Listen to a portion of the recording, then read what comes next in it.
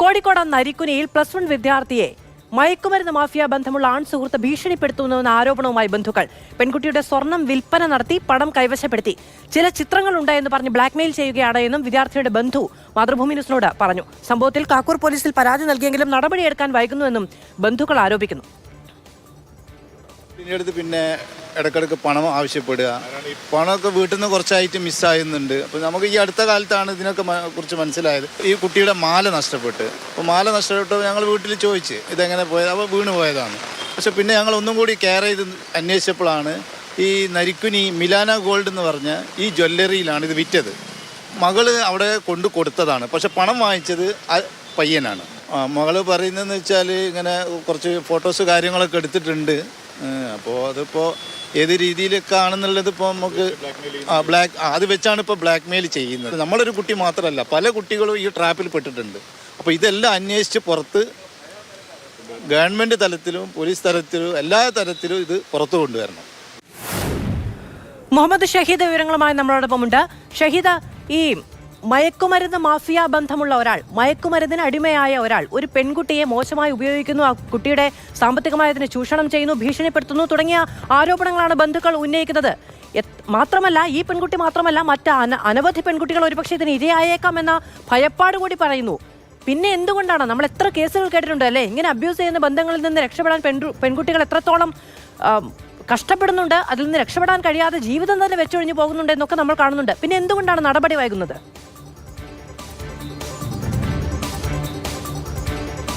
അത് തീർച്ചയായും നമ്മുടെ വിദ്യാർത്ഥികളെ കേന്ദ്രീകരിച്ചാൽ പ്രത്യേകിച്ച് പെൺകുട്ടികളെയൊക്കെ കെണിയിലാക്കാൻ വേണ്ടി മയക്കുമരുന്ന് മാഫിയ സംഘങ്ങൾ പ്രവർത്തിക്കുന്നുണ്ട് എന്നുള്ളത് നമ്മൾ പലപ്പോഴായി പൊതുസമൂഹം ചർച്ച ചെയ്തതാണ്, നമ്മൾ പലപ്പോഴായി റിപ്പോർട്ട് ചെയ്തതാണ്. പക്ഷേ എന്തുകൊണ്ട് അത്തരം കേസുകളിൽ അത് തടയിടാൻ കഴിയുന്നില്ല, അത് തുടർക്കഥയാവുന്ന ചോദ്യത്തിന് ഉത്തരം കൂടിയായി മാറുകയാണ് നരിക്കുനിയിലെ സംഭവം. അതായത് നമ്മൾ ആ രക്ഷിതാവ് ആ കുട്ടിയുടെ ബന്ധു പറഞ്ഞതുപോലെ രീതിയിൽ തുടർച്ചയായി പണം ആവശ്യപ്പെടുന്നു, ഗോൾഡ് വിൽപ്പന നടത്തുന്നു തുടങ്ങി, പിന്നെ ഈ ചില ചിത്രങ്ങൾ വെച്ച് ഭീഷണിപ്പെടുത്തുന്നു. ഈ സംഭവങ്ങളൊക്കെ വെച്ച് കഴിഞ്ഞ ദിവസമാണ് ഈ ബന്ധുക്കൾക്ക് കൃത്യമായി ഇതിനെക്കുറിച്ചുള്ള വിവരം ലഭിക്കുന്നത്. അതായത് ഈ ഗോൾഡ് നഷ്ടപ്പെട്ടു, അതുമായി ബന്ധപ്പെട്ട് നടത്തിയ അന്വേഷണത്തിലാണ് ഈ മയക്കുമരുന്നിന് അടിമയായ ഈ സുഹൃത്ത് മാത്രമല്ല, അയാൾക്ക് പിന്നിൽ, ആ ചങ്ങാതിക്ക് പിന്നിൽ മറ്റു ചില സംഘങ്ങളുമുണ്ട് എന്ന് ബന്ധുക്കൾ ആരോപിക്കുന്നുണ്ട്. ഈ പെൺകുട്ടിക്കും മയക്കുമരുന്ന് നൽകിയോ എന്ന സംശയം ഈ ബന്ധുക്കൾക്കൊക്കെ ഉണ്ട്. അതിന്റെ പരിശോധനയൊക്കെ നടക്കാനിരിക്കുകയാണ്. ഇതൊക്കെ വെച്ചുകൊണ്ടാണ് കാക്കൂർ പോലീസിൽ ഇവർ പരാതി നൽകുന്നത്.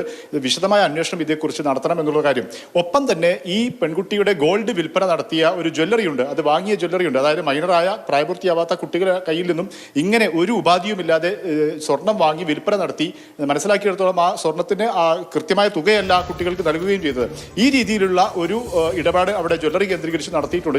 ഇതൊക്കെ അന്വേഷിക്കണം. ഈ ജ്വല്ലറി ഉടമകളും ഈ മയക്കുമരുന്ന് സംഘവുമായി ബന്ധമുണ്ടോ എന്ന കാര്യങ്ങളൊക്കെ അന്വേഷിക്കണം എന്ന് പറഞ്ഞുകൊണ്ടാണ് ഇവർ പരാതി നൽകുന്നത്, കാക്കൂർ പോലീസിൽ പരാതി നൽകുന്നത്. കഴിഞ്ഞ ശനിയാഴ്ച പരാതി നൽകി. പക്ഷേ 3 ദിവസമായും ഒരു നടപടിയും പോലീസിന്റെ ഭാഗത്തുനിന്ന് ഉണ്ടായില്ല. പിന്നീട് ഈ കുടുംബം DGPക്ക് പരാതി മെയിൽ നൽകുകയാണ്. കോഴിക്കോട് ജില്ലാ ചൈൽഡ് പ്രൊട്ടക്ഷൻ ഓഫീസറെ നേരിട്ട് കണ്ട് വിശദമായി കാര്യങ്ങൾ പറയുകയാണ്. ചൈൽഡ് പ്രൊട്ടക്ഷൻ ഓഫീസർ പിന്നീട് കാക്കൂർ പോലീസുമായി ബന്ധപ്പെട്ടപ്പോഴാണ് ഇന്നലെ രാത്രിയോടുകൂടിയാണ് ഇതിൽ FIR പോലീസ് കേസെടുക്കാൻ തയ്യാറാവുകയും ചെയ്തിരിക്കുന്നത്. പക്ഷെ അപ്പോഴും ഈ സംഭവം ഈ ആൺസുഹൃത്തിനെ കേന്ദ്രീകരിച്ച് മാത്രമായി, അല്ലെങ്കിൽ ഇത് ഒരു ആ തരത്തിൽ മാത്രമായി അന്വേഷണം നിലനിർത്താനാണ് പോലീസ് ശ്രമിക്കുന്നത് എന്നാണ് നമ്മൾ മനസ്സിലാക്കുന്നത്. പക്ഷേ അത് ഒറ്റപ്പെട്ട ഈ കുട്ടിക്ക് മാത്രം നേരിട്ടുന്ന ഒരു സംഭവമല്ല. ആ കുട്ടിയെ തന്നെ ബന്ധുക്കളോട് പറഞ്ഞതിന്റെ അടിസ്ഥാനത്തിൽ മറ്റു നിരവധി കുട്ടികളും പെൺകുട്ടികളും സമാനമായ രീതിയിൽ ഇത്തരം ബന്ധങ്ങൾ അത് ഉപയോഗിച്ചു.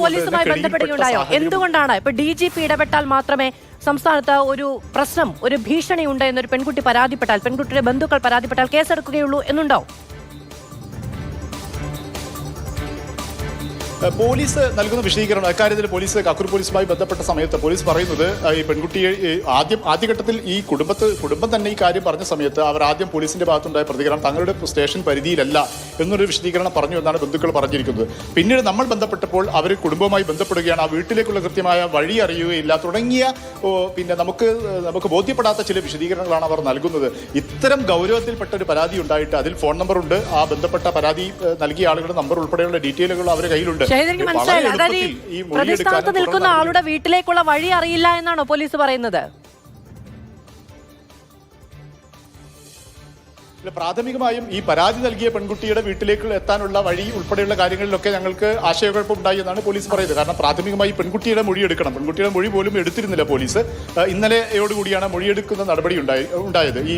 ഇത് ഇങ്ങനെ വാർത്തയാകുന്നു എന്നുള്ള കാര്യം ഉൾപ്പെടെയുള്ള കാര്യം പോലീസ് പോലും അറിഞ്ഞു എന്നാണ് നമ്മൾ മനസ്സിലാക്കുന്നത്. കാരണം നമ്മൾ ഇന്നലെയാണ് പെൺകുട്ടിയുടെ ബന്ധുക്കളുമായി സംസാരിക്കുന്നത്. അതിനുശേഷം നമ്മൾ പോലീസ് സ്റ്റേഷനിലേക്ക് വിളിക്കുന്നു. അങ്ങനെ ചില ഇടപെടലുണ്ടായപ്പോഴാണ് പോലീസിന്റെ ഭാഗത്തു നിന്നും ഒരു നീക്കം വൈകിട്ടോടുകൂടി ഉണ്ടായത്. അങ്ങനെയാണ് പെൺകുട്ടിയുടെ മൊഴിയെടുക്കാൻ തയ്യാറാവുന്നത്. അതിനുശേഷമാണ് പോലീസ് കേസ് രജിസ്റ്റർ ചെയ്യുന്നത്. ഞാൻ മനസ്സിലാക്കിയെടുത്തോളം ഈ പെൺകുട്ടിയുടെ വീട്ടിലേക്ക് എത്താൻ പോലീസിന് ഈ 3 ദിവസം കാലതാമസം വന്നു എന്നുള്ളതാണ് ഏറ്റവും ഗൗരവത്തിലുള്ള ഒരു കാര്യം. അത് പറഞ്ഞതുപോലെ